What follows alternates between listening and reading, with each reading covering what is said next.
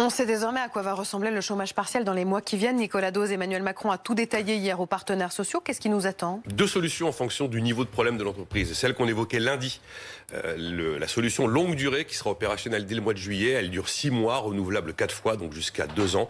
100% du salaire net est assuré au SMIC. 84% du net au-dessus du SMIC. Et là, l'État va assumer 80% de la facture. Et puis la solution habituelle, la classique, celle d'aujourd'hui, mais qui va durcir à compter du mois d'octobre. Là, on est sur 3 mois renouvelables 3 fois, donc 9 mois au maximum, toujours 100% si on est au SMIC, et 72%, là c'est moins, si on est au-dessus d'1,3 SMIC. Et là, l'État n'assumera pas 80% de la facture, mais 60%.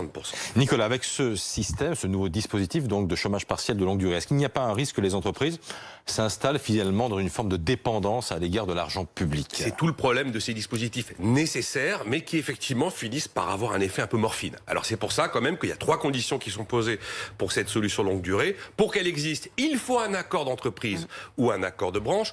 Pour qu'elle existe, il faut que la réduction du temps de travail n'excède pas 40% du temps. Et pour qu'elle existe, il faut un engagement de sauvegarder l'emploi pendant le dispositif. Alors, cet engagement, il y a quand même une dérogation si l'accord d'entreprise au début ou l'accord de branche prévoit que malgré ce dispositif de chômage partiel, on peut quand même ajuster les effectifs.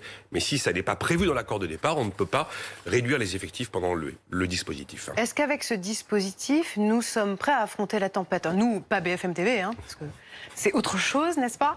Mais est-ce que face au chômage partiel, ce dispositif, avec le chômage partiel, face à la tempête qui s'annonce sur l'emploi à l'automne prochain, on est préparé, armé? Oui, parce qu'on ne peut pas faire plus en termes d'outils publics. Voilà, il y aura évidemment des licenciements, il y aura des plans sociaux, des faillites, mais en termes d'outils publics, ce sont les bons. Il fallait absolument les activer. En plus, ça prévoit que, en plus de la subvention du salaire, eh bien, le salarié qui est en activité réduite doit se former.